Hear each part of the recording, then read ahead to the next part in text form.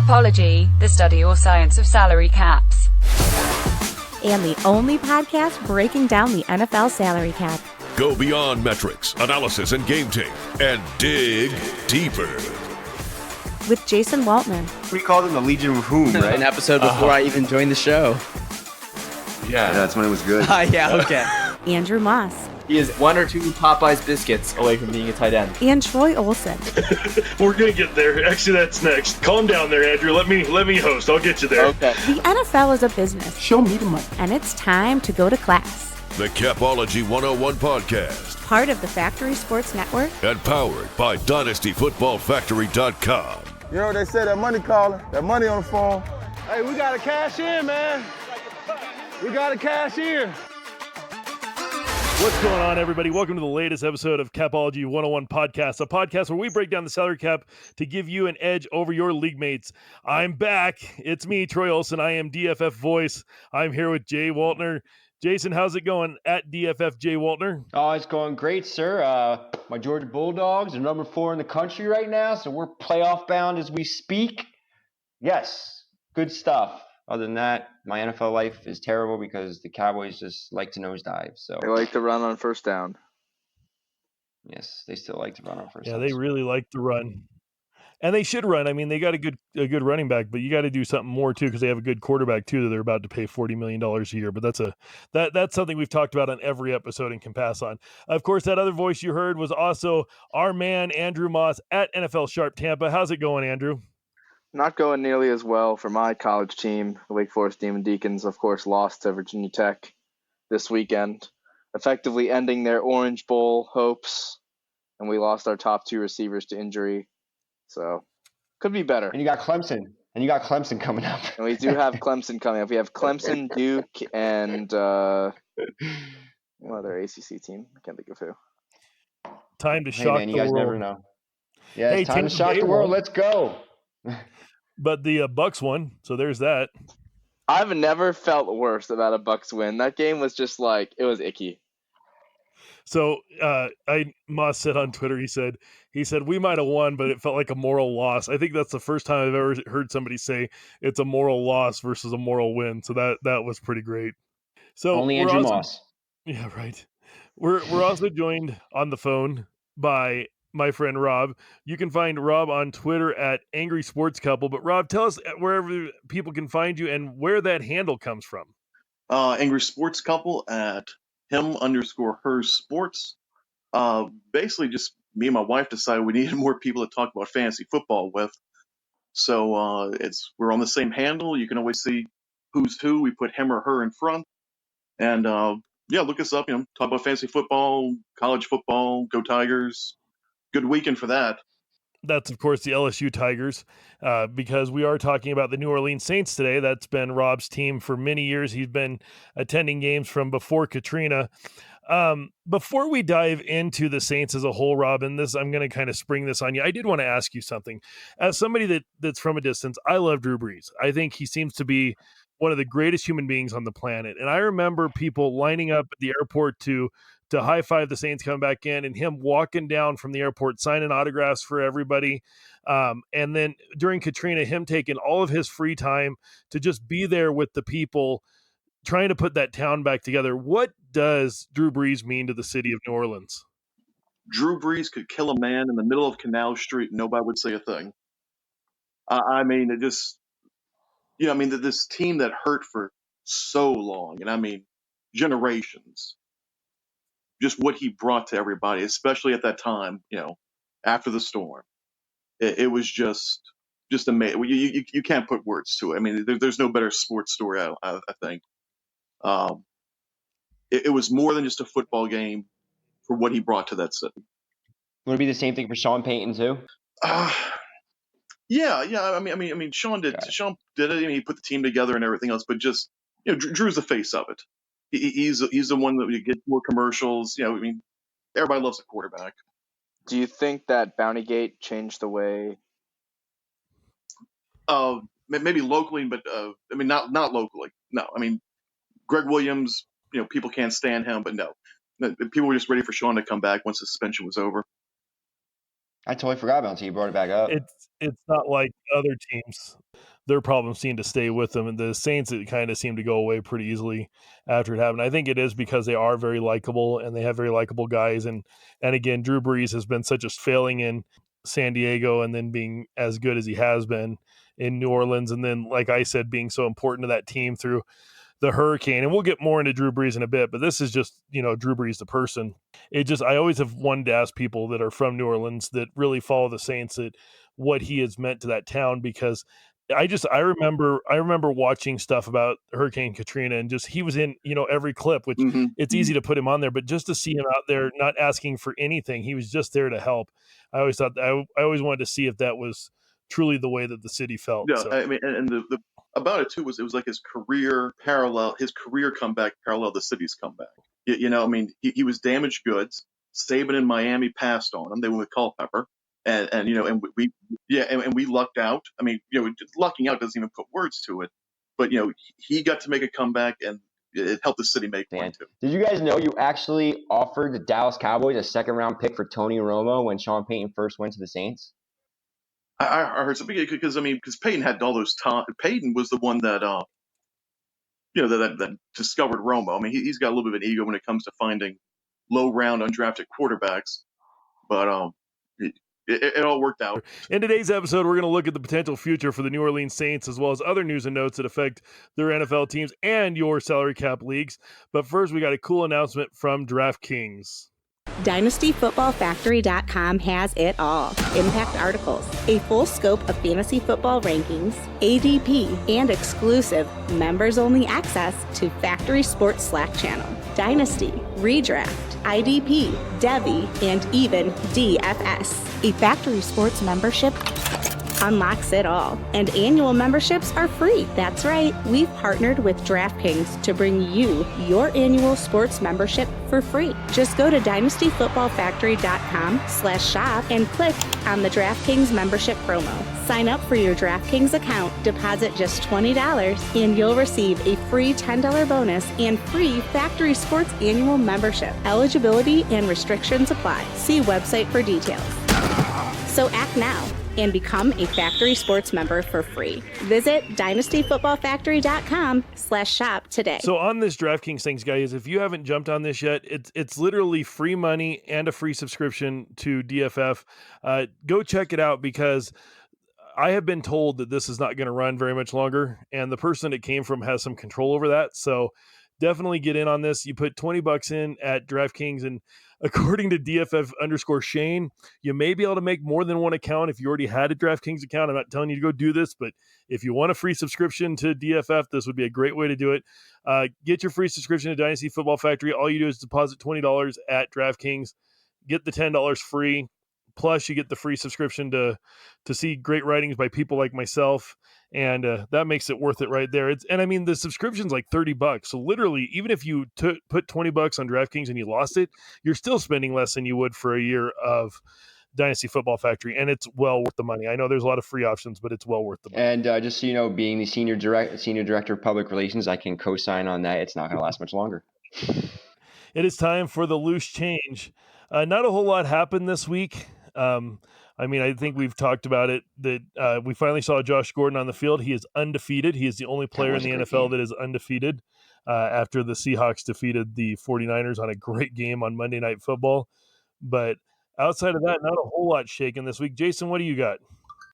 Not big to the fantasy skill position sports world, but I heard the Eagles had just extended Brandon Brooks, guard, with a 4-year, $52 million contract with $30 million guaranteed. So he's made a lot of cash.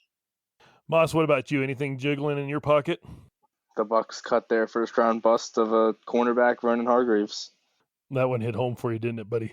Yeah, he's a Tampa kid. I really want him to succeed. I worked out the sister once, actually, at a sports performance complex. So it is unfortunate the way it went out.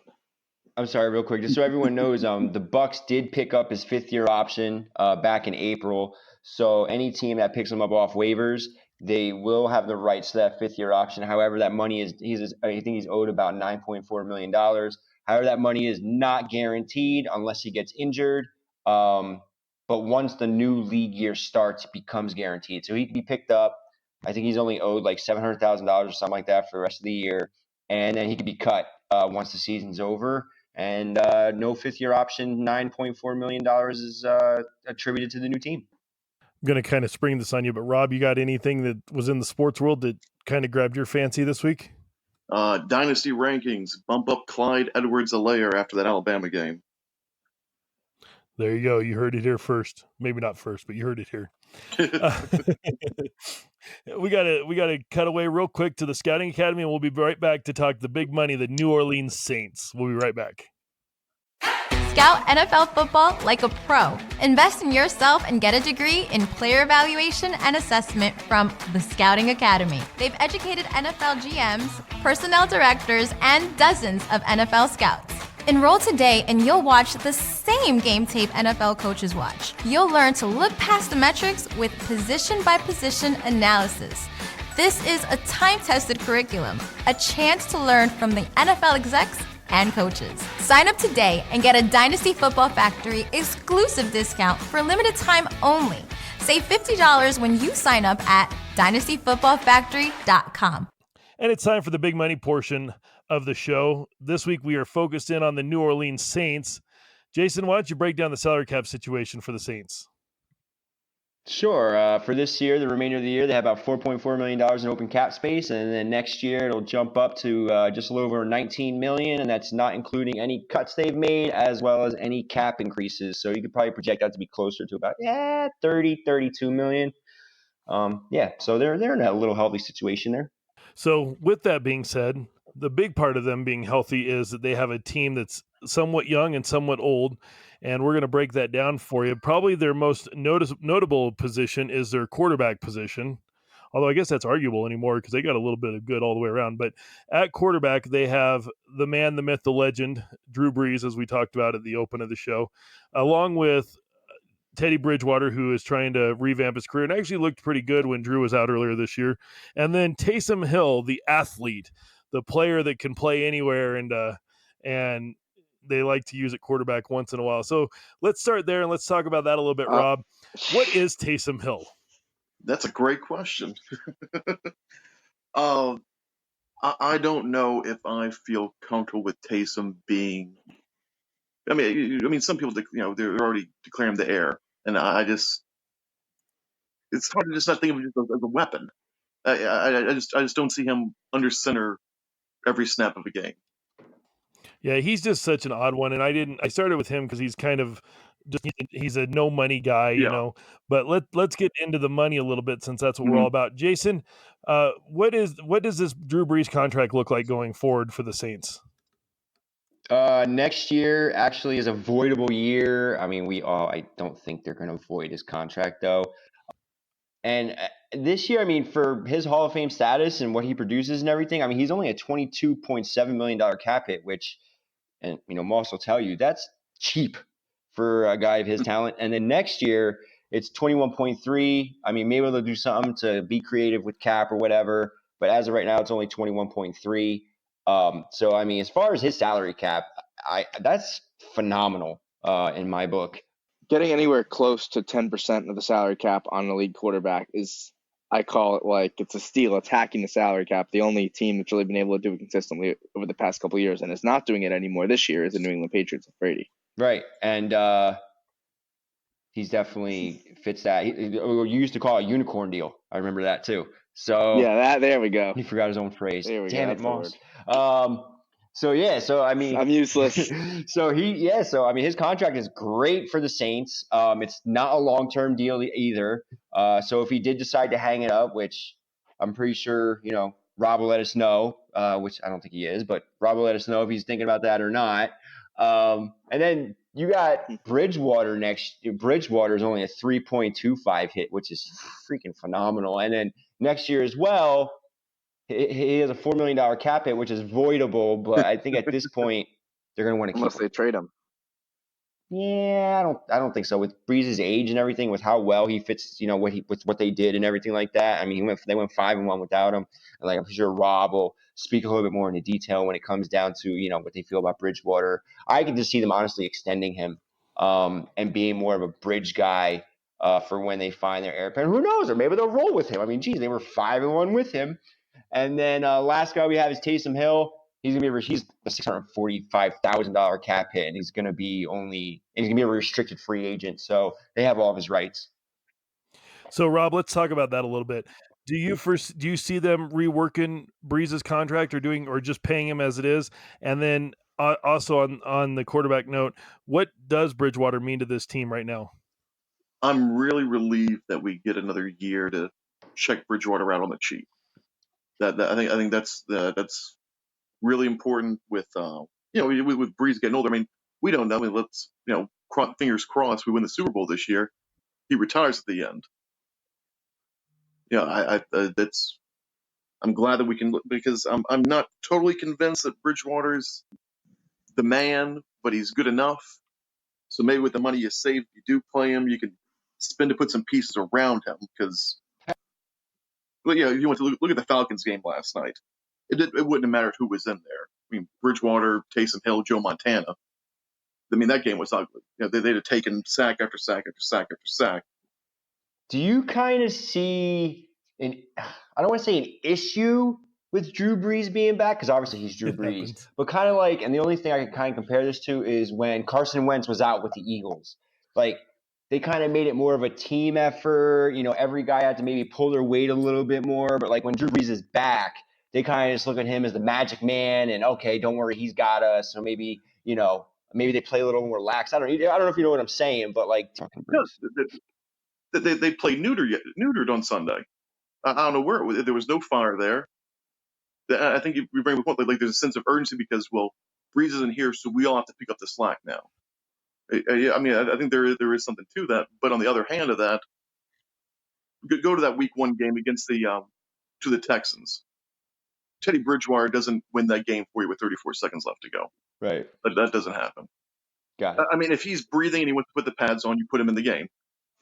Well, I think from there we can move on from quarterback. We can talk about a little bit of an exciting position in New Orleans as well, and I guess a position that has actually probably let down a lot of people this year, because there was a lot of people that were really high on Latavius Murray. I was not one, and he's done okay, but not great. He hasn't been. I mean, I don't think he's been as good as Ingram. You guys can disagree with me on that. And then, of course, Alvin Kamara, who hasn't seemed to score the way this year that he has in years past. And so he's not getting the fantasy love that he once did. It's, everybody's in on CMC right now, and Barkley still, Zeke a little bit, and then it seems like Kamara's a distant fourth. So first off, let's talk about this position a little bit from the salary cap perspective. Jason, there's not very much money locked up at running back for the Saints at all, is there?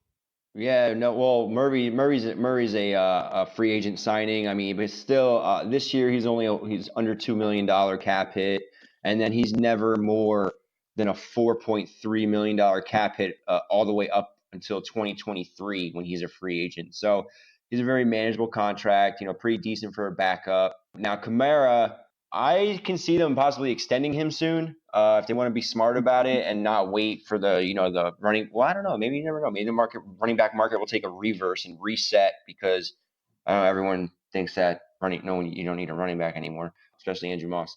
I mean, he's only a $1 million cap hit and $1.2 million next year, and he's an unrestricted free agent in 2021. But like I said, I could see them extending him just to avoid the whole situation and get ahead of the salary cap. Especially with the money that you'll be saving. I mean, Drew Brees can't play that much longer, right? I mean, so you would save money there.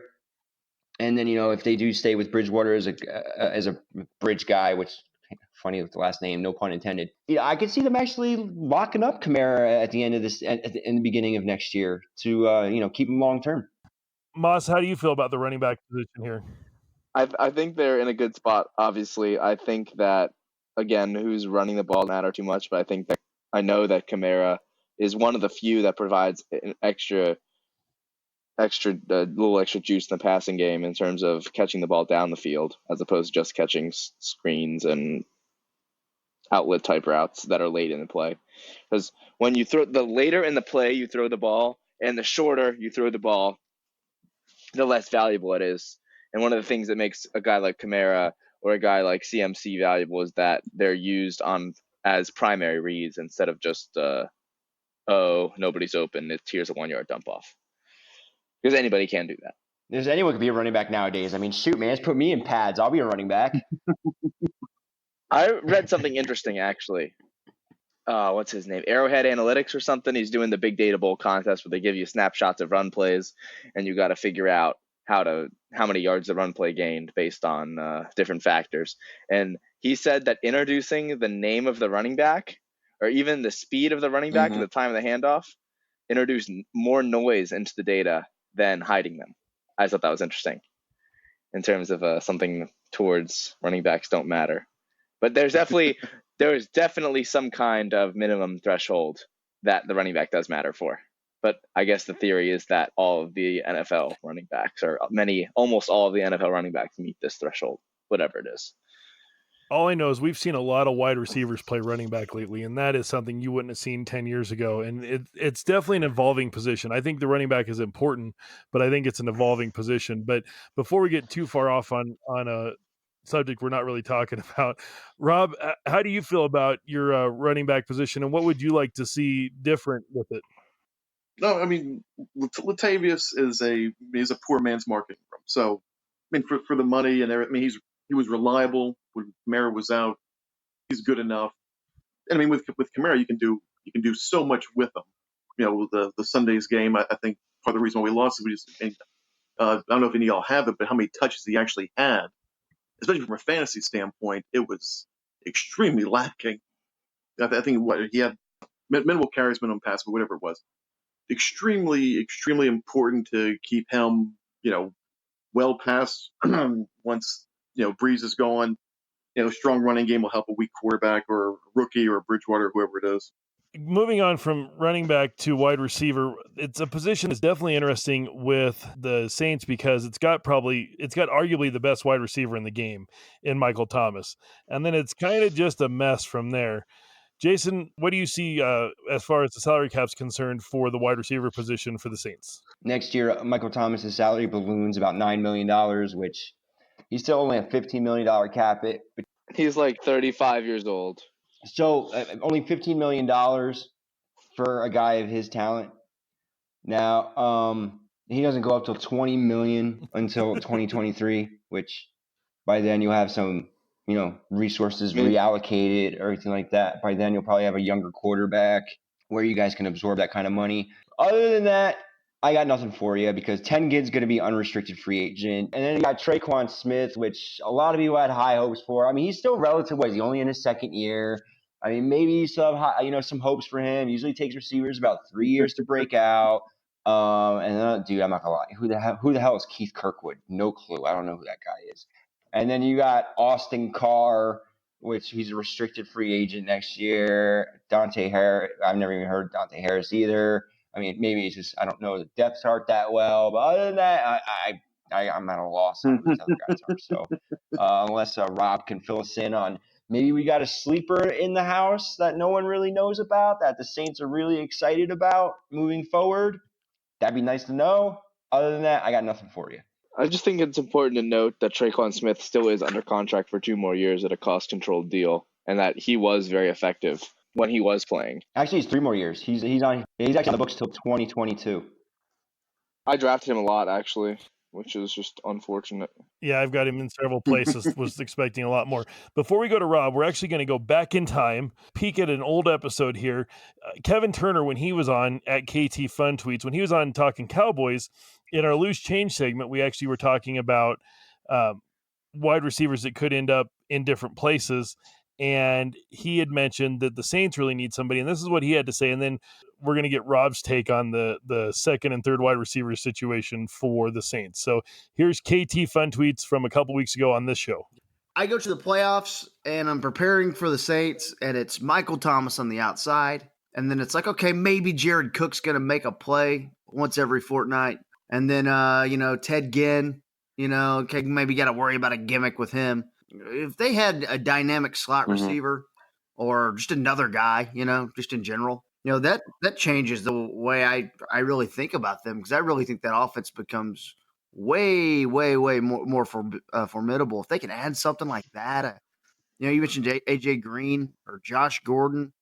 This is where I could see like another team like the Saints or the Seahawks making a splash. So again, that was Kevin Turner at KT Fun Tweets on our show a couple weeks ago when we were talking Cowboys, but in loose change, we were talking about Josh Gordon being cut, and he did end up with Seattle, of course. He did not end up with the Saints, and the Saints still have one of the most. They have one guy, as we talked about, at wide receiver. What is the wide receiver core for the Saints, and how do you guys see it being down there in New Orleans? Well, I think as the fans, it seems people are kind of split half and half. I'm on the side of the fence that wanted to put a piece of furniture through my window when the trade deadline passed and we hadn't gone for anybody. I mean, I know, I think AJ Green's leg would have maybe gotten better if he'd gotten traded to New Orleans. No, but if you look at like receptions wise, it's Michael Thomas, Kamara, Murray, the overpaid Jared Cook, Ted Ginn, our number 2 tight end, then Taysom Hill. Taysom Hill has more receptions than Traquan Smith. And I like Traquan. I had him in Dynasty for a while. He likes to pull his arms back too much when he knows he's about to get hit. He'll drop things when he's wide open. He's just not reliable enough right now to be the number 2 guy. Can I make a counterpoint? Sure. So if you look at his 2018 stats, I mean, I don't have the film, and these aren't even the best stats to prove the point, but they're the stats that I have up in front of me on my computer right now. He had 15.3 yards per catch on 64% catch rate, which is good for 9.7 yards per target. Just to put that into context, if you have a number 1 receiver that gets you between 120 and 150 targets in the season, extrapolating, that you're looking at something like a slash line like on 120 targets, 80 and 1200. So it's very efficient numbers, and it looks like that it'd be possible for him to get a bigger role, and even if his efficiency regresses a little, he's well within the range of a number 2 receiver. So why is he playing, Moss? Because he's been injured. He's played in 1 game or four games this year. He started 1. I didn't know he played in any games. All I did was keep seeing his name in the injury report. Oh, okay. Going back to AJ Green, you're saying that he might have had an injury like we've seen on a different team in the NFL earlier this year, that with a certain high profile defensive player that he might not have really been as hurt as he's putting on. He just doesn't want to play for this god awful Bengals team. Yeah, but another New Orleans miracle. The miraculous recovery. Yeah, something like that. Yeah. So is it because they weren't Rob, did you hear anything about, did they even offer for AJ Green? Did they not offer enough? What is it that kept that from happening? Because that seems like one, it's a fantasy dream. I mean, could you imagine Drew Brees throwing to AJ Green from a fantasy perspective? But not only that, but can you see it, AJ Green on one side, Michael Thomas on the other, and Drew Brees just throwing bombs. I mean, what stopped that from happening, Rob? Did they talk about that at all in New Orleans? Yeah, the most passed around rumor was offer was made, just wasn't enough. I mean, that's pretty much it. With the I mean, we don't have a lot of draft picks to be thrown around right now after the last couple of years trading up so much. Marcus Davenport. Which is turning out to be worth it. He's really come around. He took such a leap in terms of stoutness against the run and block shedding. Well, Des Bryant's going to be available in 2 weeks or next week. That's true. If he comes back to New Orleans, it is good. I'm just going to lose my mind. But I mean, for like next year, I'm fingers crossed for a guy like Devontae Parker, or I mean, I'd take Rashard Higgins, Tyrell Williams, not Tyrell Williams. Travis. The good thing is, Moss, I'm pretty sure you can co-sign on this. It's a pretty good receiving class coming out this year. Yeah. So with all the after the combine, I'll run my model. With last year, there were 2 first-round wide receivers per the model, and they were Metcalf and Andy Isabella. And I have a feeling that this year is going to have way more than 2. Yes, maybe you guys will get lucky and be able to win. Oh, Isabella's looking good. Maybe you guys can land one of them. He was a preseason favorite of mine. But staying on the Saints here, let's take a look at tight end. And it's a guy that a lot of people are really high on based on what he had done last year. And I was like, nope, I don't want any part of this. I don't care if he does have one of the greatest quarterbacks in football. I am not signing off on Jared Cook. That has seemingly been the way that it's went. He hasn't been as good this year as he was last. And I guess it's just some Raider magic when it comes to tight ends because Jared Cook doesn't seem to have it right now for the Saints. But what does he have as far as a contract goes, Jason? He's a $4 million cap hit this year. Then he balloons up to like $9 million next year. So, being his productivity and everything, yeah, I don't know if he'll be on the team. So I think this is my theory with Jared Cook. If you look at like how much of his receptions were after, or how much of his receiving yards were after the catch, the point being most of them. I'm just letting everyone know he'll be a $5 million cap savings if he's cut next year. So, Rob, while Moss is finding what he's looking for here, what is the opinion in town about Jared Cook? And is he somebody that's going to be there after this year, do you think, based on what you're hearing? Not for what he's getting paid. I mean, we were so spoiled at the start of Peyton's tenure in New Orleans. We went from Shockey to Graham. Yeah, I think it was Ben Watson, reliable, but not to what we were used to with Graham and Shockey. And then Fleener was just a money pit, just a waste. Just a string of bad luck. I think if Peyton he's gonna maybe throw money at another tight end next year. Moss, you got what you're looking for? I'm here. So it actually doesn't quite bear out like I thought it would, but it is a little bit.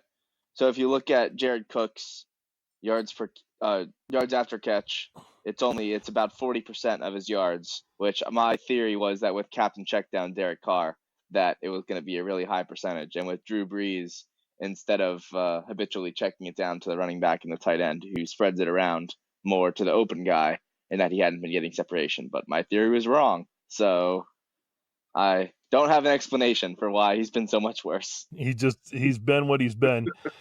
Anything to add? Anybody got anything to add on Jared Cook? He ain't much to talk about. So, yeah, there you go. Before I cut to the last ad here, I tried to let everybody get out everything they wanted to say. So if I'm going to kind of wrap around, if there's anything that you wanted to get in that got missed, go ahead and I'll either cut it back into when we were talking about that person or I'll leave it here. It depends on how it ends up sounding. So let me set this up.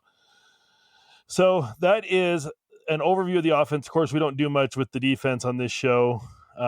We might have to add that, as popular as IDP is getting in fantasy. We might have to start looking at the defense a little closer than we do. But for today, we have finished with the offense. Jason, anything to add? Nope. Saints are in good cap position. They'll have about $30 million next year. And, and they're a really good team right now. So, yeah, I expect good things from them now and moving forward. Moss, you got anything to add? I'm good. And Rob, any last words on your team? Teron Armstead's health with the money that he takes up, that bugs me, when he's only doing 8-9 games a season. It's a $15 million cap hit.